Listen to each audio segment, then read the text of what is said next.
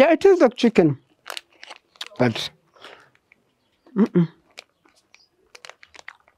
it does taste like chicken, but it is not chicken.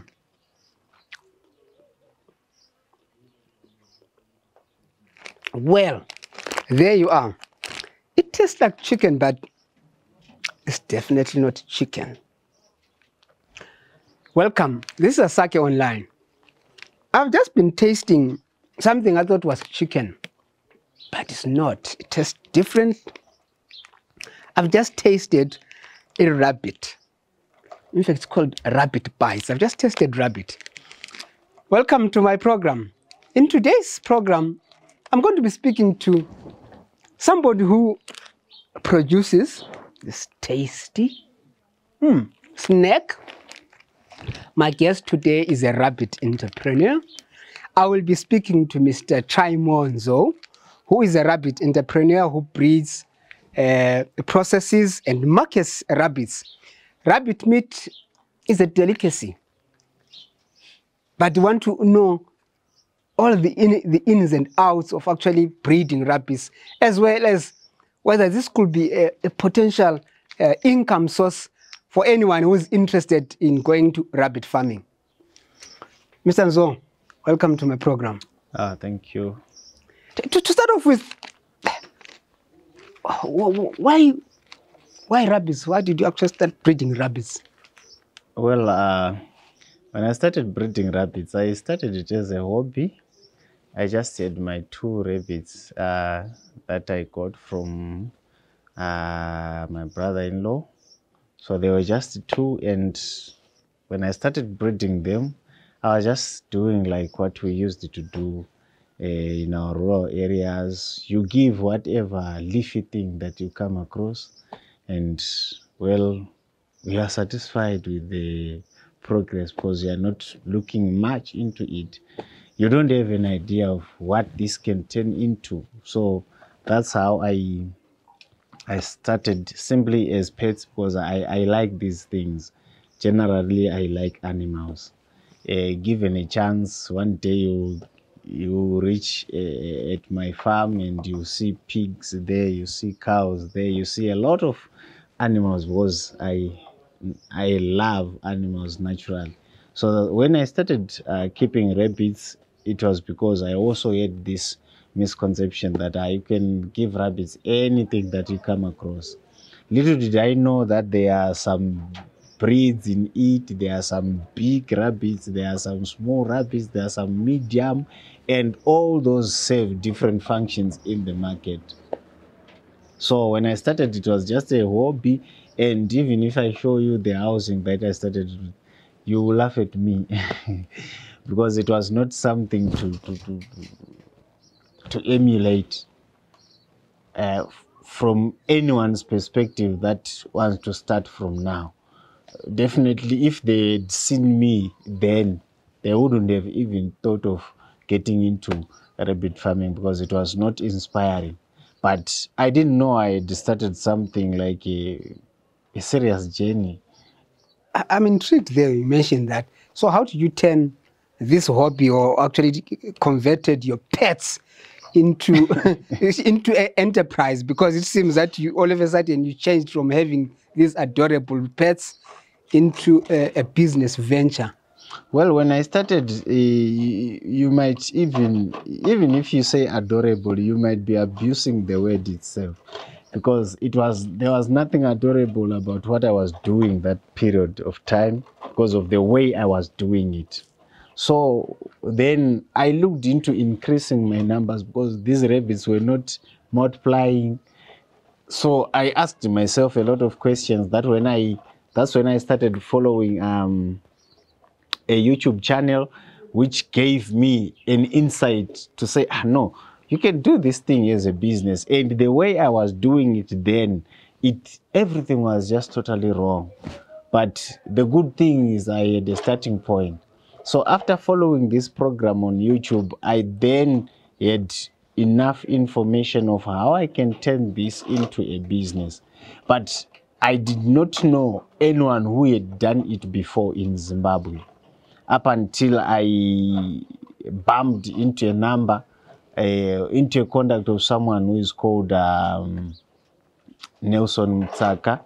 His trade name in rabbits is Lord Nelson. If you look for Mtsaka in rabbits, you might not find him. But if you look for Lord Nelson, it's easy to find him. So he became a very good friend of mine, a brother in this journey, and he mentored me. He's the one who actually opened up my perspective to rabbit farming, because when I got to his place, I was surprised. He had almost 300, 400 rabbits, different age groups and different breeds. And I was like, no, in my mind, I did not ask him a lot of questions, but as a normal human being, I actually saw that no, there is no one who can keep all these rabbits for fun. This person is into serious business. So when I got in touch with him, I visited him multiple times. A lot of things that I had learned on YouTube as theory, I started now learning from him, the practical side of it. When he embraced me into his arms, he took me step by step, teaching me this and that, and also he aided me into so many rabbit farming groups here in Zimbabwe, where I got to meet a lot of farmers from Harare, from Gweru, from all over the country. That's when I also appreciated a lot of things about rabbits. So in brief, that's how my perspective was turned. It was not magic, it was not a dream. The magic is that I got a contact that led me to the person who actually changed the whole perspective to this rabbit farming thing. Right. So you started with 2 rabbits? Yes, I started with 2 rabbits. And then what happened next? I started with the 2 rabbits. Then these rabbits were not breeding.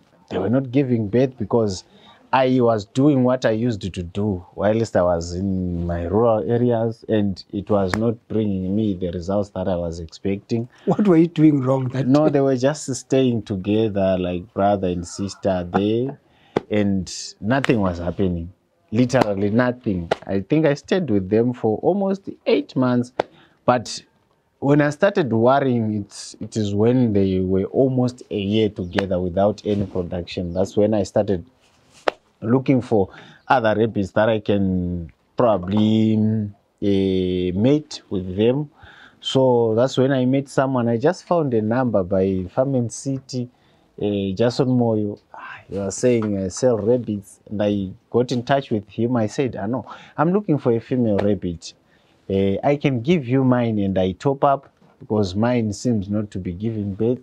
And well, we made a deal. He brought a rabbit, I topped it up, I gave him mine. When he took mine, he went with it there, that side. It went and gave birth there. And when I took his, that's when I started enjoying seeing a baby rabbit. After now following all the lessons that I got on YouTube and the lessons that I got from Lord Nelson. What had caused your rabbits not to reproduce? Actually, these rabbits were from the same litter where I got them from, and also they were staying together since they were little rabbits. I got them at this small up until they were big. They were now big enough, 8, 10 months old, but with no production. So sort of there was some form of familiarity between them.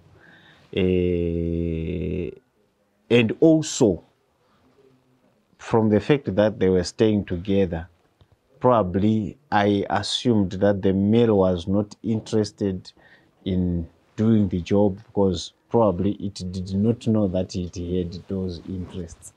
I don't know what was happening in this guy's mind. So that's when I decided to change, to have a change. Probably I could have some success, and surely success came through that movement that I did. So from the 2 rabbits that you had to, now we see here we have, well, I'm sure there's more than, I don't know, 20, 30, 50 rabbits that you have now. It's almost what did it take? Now. What did you do? Yeah, it was a steady journey. When I started learning, I started correcting a lot of things along the way. and I did not rush to do anything. I was just doing my things, investing slowly but surely back into the project.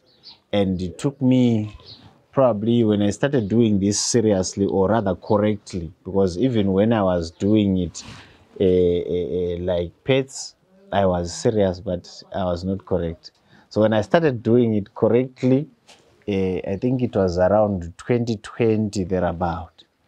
That's when I started doing the right thing, with the right housing, with the right feed, and even the management part of it, and even getting the good breeds that could make me prosperous in this journey. I started there about 2020.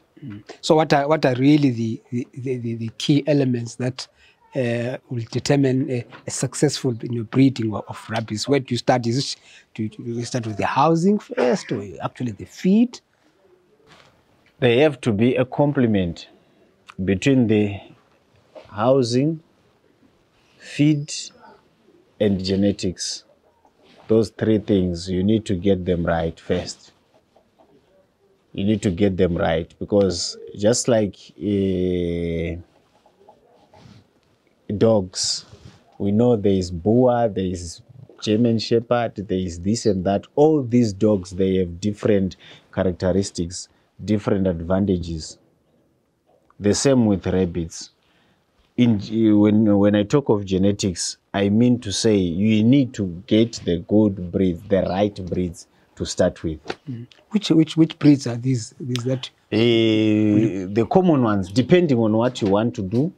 If you are for meat and if you are for breeding stock, yeah, the most common ones in meat, like here in Zimbabwe, we have New Zealand White, California, Chinchilla. Chinchilla comes in three forms. We have the American, we have the standard, we have the giant Chinchilla. We have the cinnamon. All these breeds, they are good for meat production. And also, if you are selling breeding stock, those are some of the breeds you do not find it difficult to market. Those are the breeds that I can talk of. If you talk of pets, we have the Angora, like the one you're seeing, the chocolate Angora, which comes in different coat colors. We have the chocolate, we have the white, we have the agate, we have the satin, all those different coat colors. But being Angora with the long fur. And when you talk of even pets, we're talking of the Netherlands dwarf. There are so many breeds. So it now depends on the market that you want to work with. It's either you want to do meat, breeding stock, pets. Here in Zimbabwe, I haven't heard of any laboratories that take rabbits for their testings, because rabbits are some of the animals that are used also for laboratory experiments. In other countries like China, developed countries, right? You name them. They are one of the biggest markets for rabbit farmers, because they buy rabbits for laboratory experiments. So here, I don't know, maybe I haven't come across that that market yet in Zimbabwe, but the most common ones here in Zimbabwe, we talk of meat, we talk of breeding stock, and also the pelts. We haven't really developed into that, because also for the pelts you would need medium grown rabbits with hard pelts, because for the ones that we slaughter for meat, the pelts will be a little bit weaker. They might not be good for processing. Right. So we are breeding most of the rabbits actually for the meat. Mostly for meat and breeding stock. And there, here and there for pets with the Angoras. Right, so what the pets are not eaten, they're just people keep them as pets, really? Yes, yes. Okay. You have people that will actually punch you in the face if they see you slaughtering a rabbit. We have people like that. Right. And then you also mentioned that it's important that you have the right feed and also the housing. tell us more on that. How do you select the feed, and what type of housing should anybody who's breeding rabbits actually construct? Right. What I do mostly, I give recommendations of what can work for someone in an easier way. But the final choice of housing they will choose is as per the resources that they are on disposal. You talk of materials, you talk of financial, you talk of human resources. Because each and every kind of housing that you choose, it has its own advantages and disadvantages. But the one that presents people with more advantages is what I adopted, which is the cage system. The cage system now, if you are doing this thing as a business, probably it will depend with the market that you are servicing. But if you are doing this thing, it allows you to take statistics of your business as a rabbit farm in many aspects of it. But we have 3 systems that you can employ. We have the cage system, which allows you to do what we call controlled breeding. We have the deep litter system. You can keep them like broilers just on the floor there, but you need to clean regularly. And it might even be difficult for you to put segregating compartments. Because for breeders here, in controlled breeding, each and every breeder should stay in its own compartment, be it male or female. Why is that? Right. One reason is rabbits are territorial animals. They fight to the point of death, whether male or female. 1. 2 is so that you know, like I told you, it gives you the easiness of doing this business. If you can easily know, okay, the kids weaned, those kids were born by this rabbit, those are from this rabbit.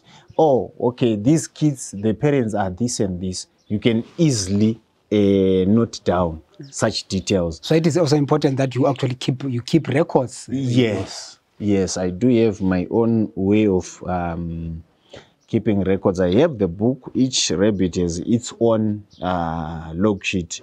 When you are mating, you write down the date you have mated the rabbit. You note down the day you are supposed to place a nest box close to kindling, close to giving birth. You also note down the number of kids it has given birth to, whether dead or alive. It's also all that is helpful information. In case you would want to choose a prospective breeder from that litter, you should know the performance of the mother, because usually these traits are passed on to the next generation, just like in human beings.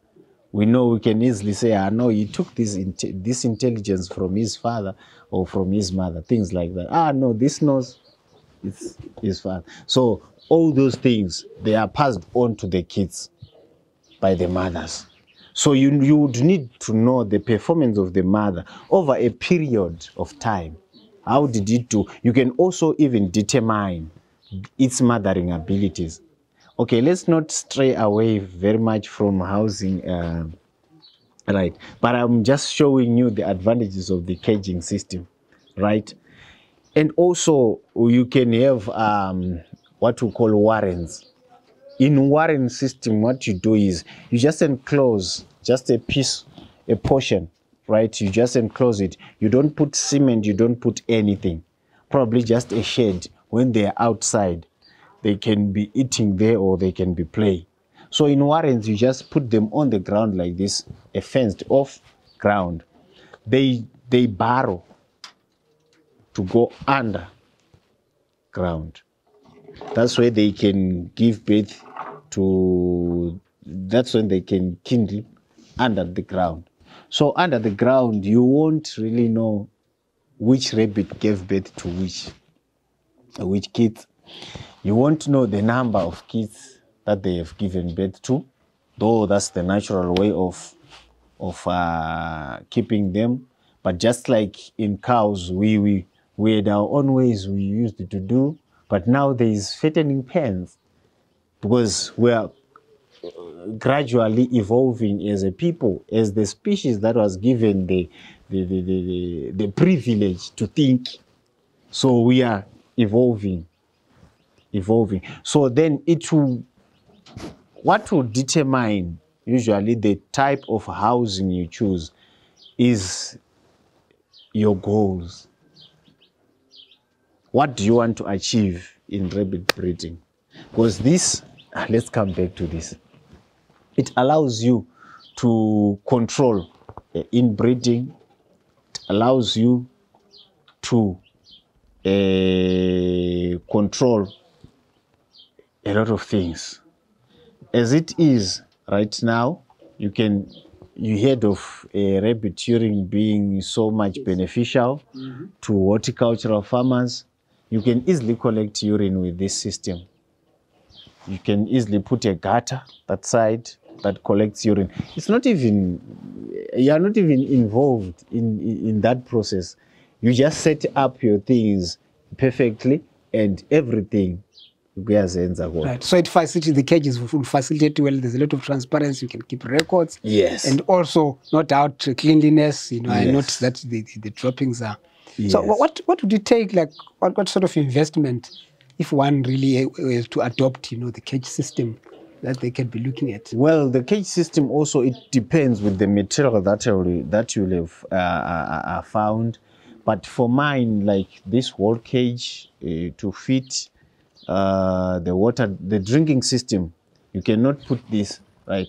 If you want to collect urine, you put the nipples because they have little drops that drop and they cannot dilute the urine. Because at the end, the urine should be highly concentrated so that you can dilute it to desired ratios, whether you want to use it as foliar fertilizer or you want to use it as a pesticide.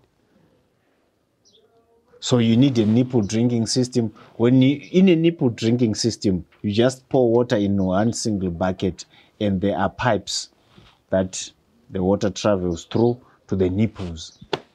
In each and every cage, there will be a nipple. So the rabbit just touches the nipple and water drops out, it drinks, there is no wastage. Even for you, the farmer, there is less labor. Yours is just to fill one bucket of water, that's that. The whole cage with 12 apartments, you are done. So, what's the cost? Put something like this. Around 600 to 650 if you are using expanded metal mesh and the angle ions. Right. And then what do the rabbits feed on? Rabbits do feed on a lot of things, but a lot of things does not mean that all those things are nutritional to them. Right, I'll give you the basics that are not difficult to manage. We have rabbit pellets, hay, and water. Those three are fundamental. Those are the fundamental, because pellets are formulated feed, balanced feed with every nutrition that the rabbit needs. Then you have your hay for the movement of the gut. The hay is the source of roughage for the movement of the gut and also for the continuous trimming of their teeth, because rabbit teeth are continuously growing. So they need to nibble on something hard to control the growth of the teeth. There is, though there is an abnormal growth of rabbit teeth, which we call malocclusion or back teeth. The teeth, they grow uncontrollably up until some of them can be seen outside the mouth. That rabbit can no longer eat, can no longer feed. Yes. So, but basically for rabbit feed, you need pellets, the hay, and water. Right. You are done. It's easy to manage that way. There are greens, leafy greens that are also beneficial for the rabbits. But the disadvantage with the leafy greens is that you wouldn't know the correct portion to give if you are using them as main feed. Right. So you would need to carry out experiments first for you to know the right quantities to give. But during the process of experimenting, you lose a lot. Okay. Yes, because there are definitely going to be some disturbances in the system. Right. So would you then recommend that, farmers should actually go for the prepared feed, or the pellets, than actually making their own? In fact, I assumed that it's easy. You can just grab any greens and you can feed your rabbits. But this doesn't seem to be the case. There are greens which are highly nutritional, like I'm saying. There are greens that are actually farmed for animals. We have such grasses. We have Timothy grass, we have Rhodes grass, we have banana grass, we have lucerne.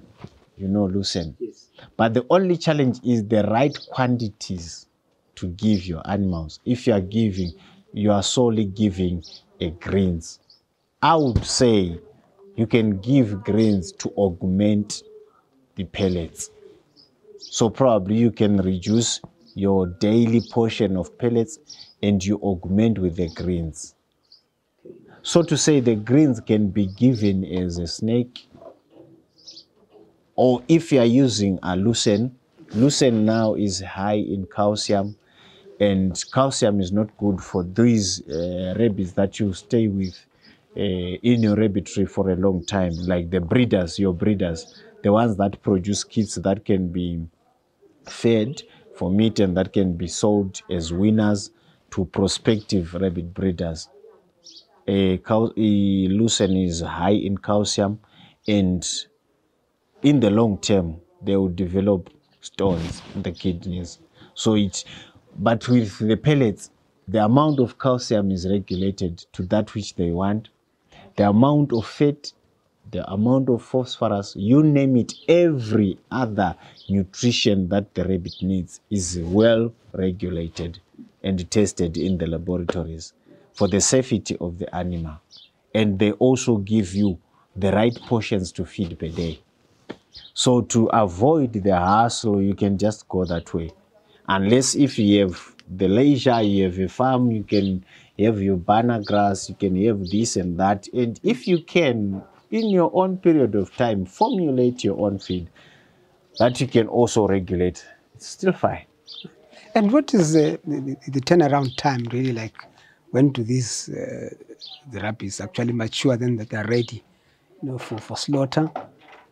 And right, there are stages in rabbits. When you met your rabbit, let's say you met your rabbit today, the gestation period is 28 to 32 days. In extreme cases, 35 days, especially when it's hot. Then there are rare cases when it can get up to 40, 45 days. Those are rare cases recorded. We have them recorded, but they are very rare. So after 28 to 32 days, it gives birth. After giving birth, at 6 weeks, you expect to win your rabbits. 6 to 8 weeks, you expect to win your rabbits. So for slaughtering, depending on the way you feed your rabbits, at slaughter and also the genes. At slaughter, you can look at 2 to 2.5 kgs, which is the target slaughter weight, within a period of 8 to 12 weeks, which is 2 to 3 months. So if you buy a winner here and you want to go for and breed on your own, you are looking at keeping that winner up to 5 to 6 months for it to start breeding. That's when they reach the mature age for the breeds that we have here, which are the medium breeds. And then talking about the meat, what are the benefits of rabbit meat, and does it compare maybe to chicken? Well, rabbit meat falls under the healthy meats to eat, and the reason being it's lean protein, very less fat, and low in cholesterol. And so this health meat, but I note one thing that it's not very. You won't find a lot of rabbit meat, in butcheries. You really like. Well, I'm taking my situation. I've not seen quite a lot here in Bulawayo, and well, I'm sure even throughout the country, it's not on the main menus like you'd have other meats like your beef, your chicken, your fish. So is there really a huge market for rabbit meat, or is more still now a niche product? Well, what retailers do is, even if you talk of the restaurants, if you talk of hotels, what they want from the farmers is a consistent supply. And right now, because the industry is still growing, not many people can produce those numbers. And also, if you look at the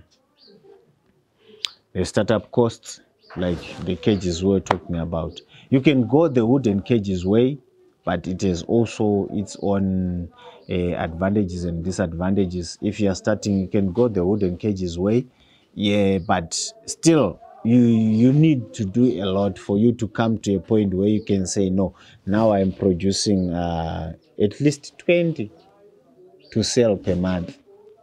You will have to, it's a process. It's a process. It's unlike buying 100 chicks this week, and next week you buy 100 chicks, and the following week you buy 100 chicks. You have your batches of 100 chicks that you would sell per after every 2 weeks. It's not as easy as that, because with a rabbit you go through a lot of stages. You start by mating. During the mating, they can mate successfully, but the doe does not conceive. Those are some of the challenges you can encounter. And also, when it gives birth, sometimes it can give birth to 5 stillbirths and 1 live rabbit. And then you mentioned that what tips would you then give that so that to farmers, to anybody who will be thinking of really going into rabbit breeding in terms of precautions on how they can ensure that their rabbits are productive, or what should they not do, to ensure that they don't affect, the productivity of their rabbits? Right. First and foremost, we talked of housing, but this housing, especially the cages, they should be under the cage. They should be under the cage to provide cooling every time, because rabbits are so susceptible to heat. They do not like high temperatures. They do not like high temperatures. Reason being, they don't have sweat glands. So they cool themselves through the ear veins. So the cooling surface area is a bit small for them. So they would need natural cooling as much as possible. So the cages should be under a shade, be it a natural shade of the trees or a shade that has been built specifically for putting cages. Then what you need to do, you need to make sure you start with the right breeds. And when I say the right breeds, you should also inquire from the farmer, from where you are getting your breeding stock. You should inquire for the records of the mother from which you are getting the kids. And the best way to start with is to start with winners. Those that they will start giving birth at your place. And during that period of feeding them up to mature age, you will be learning also a lot of things as a prospective breeder. And also, you need to start with the right feed. There is no compromise there. and you need to make sure cleanliness is at the top of your list within your rabbitry. What do you mean by cleanliness? What? Cleanliness, like you're seeing here, there are no droppings, there are no what, there is no accumulation of droppings here. Because once the droppings start decomposing, whilst they are anywhere near to the rabbits, that decomposing will be a breeding ground for disease-causing organisms. That's when they will suffer mange, what we call mange. They will suffer ear canker. They will suffer different complications, even coccidiosis from ingesting a dirty feed. Cleanliness should be of high priority. Whether it's your hair, it should be dust-free. Your feed should be dust-free.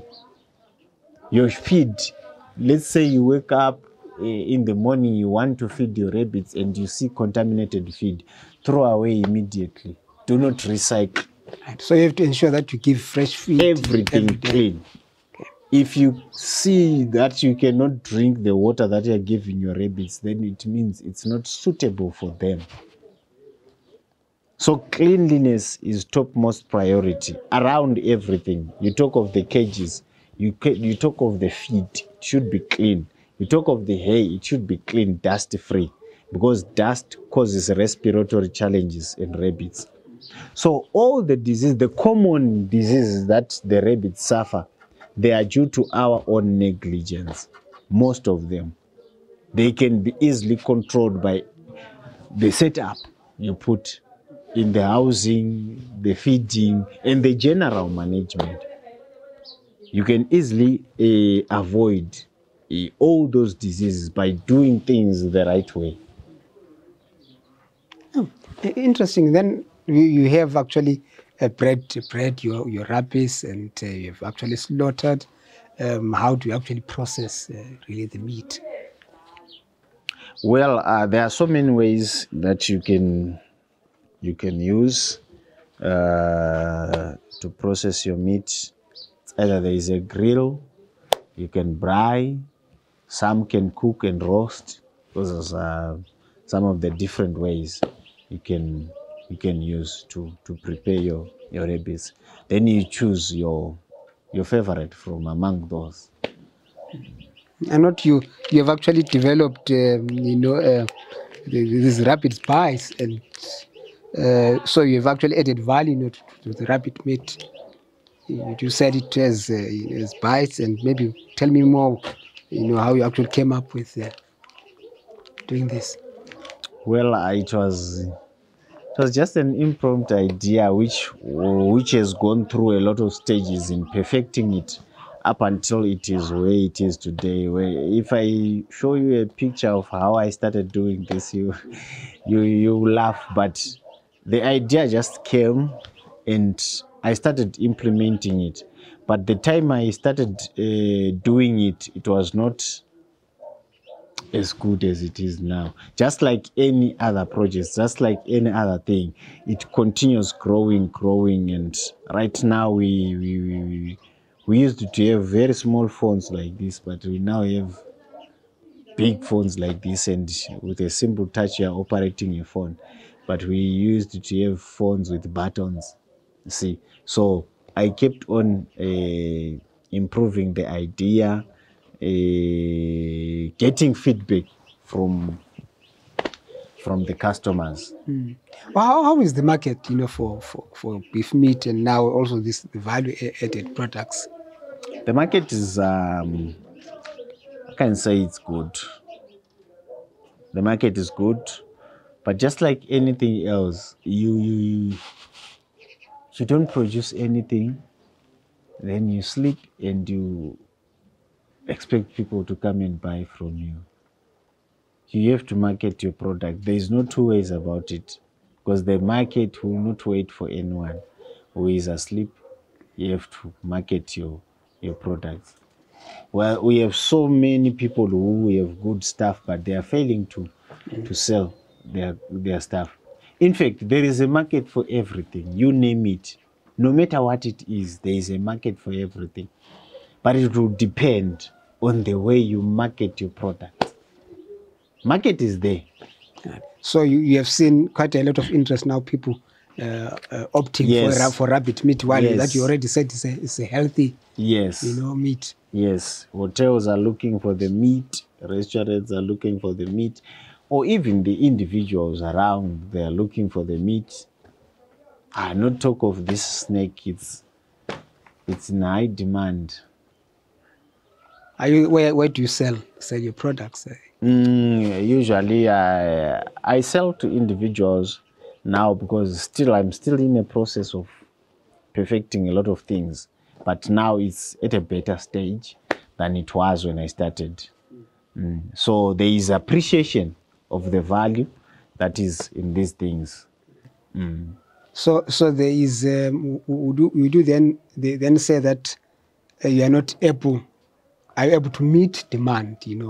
With the production that you are involved in right now.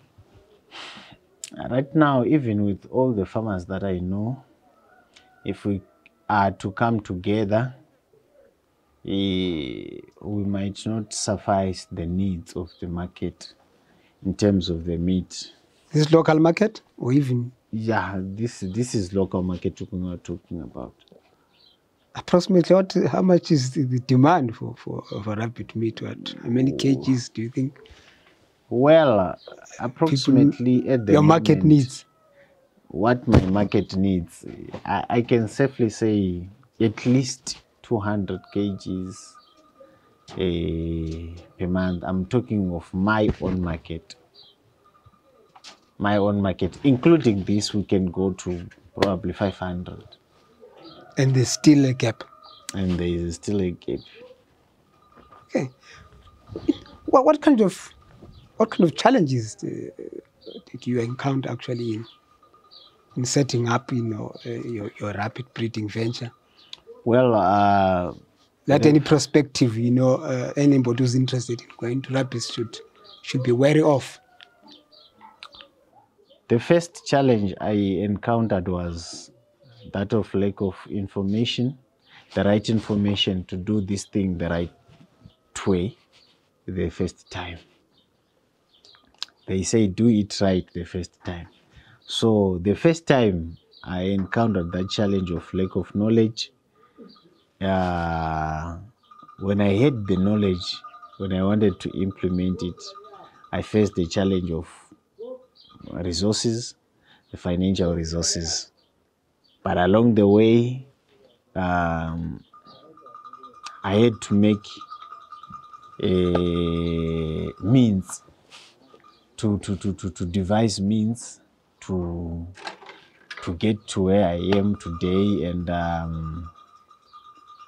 well, the other challenge that I can talk of that is right inside is that of the land, the shortage of space in case I want to expand more than what I have right now.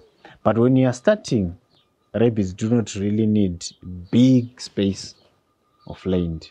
Was like you are seeing here, I can keep 100 rabbits in here. If I have another one here, that's 200 rabbits. And if I put 3 cages here, that's 300 rabbits on this space. But with chickens, you cannot put hundreds of them here. But this system allows me to utilize the space that I have effectively. And what's next? What's next for you? What's next for me is to produce more in alignment with the national development goals of food sustainability. I want to be a partaker of that vision. I want to be a stakeholder in that vision of food security, because protein, rabbits provide an alternative to protein, and people need protein. Wonderful. There you are. I was speaking to Mr. Trymore Nzou, who's a rabbit entrepreneur, and he has given us tips and really insights on on how you can go about breeding rabbits, and that there is a big market for rabbit meat, which is in fact quite healthy food, as he in fact has actually explained to me today. And I think it takes passion and planning, as well as the love of actually doing an enterprise that can actually produce yes, profits and food. And well, in the side also something that you could actually enjoy in doing. This is Asakhe Online. Thank you for tuning into my program today. Join me next week in another episode where I'll actually be looking into another enterprise in farming.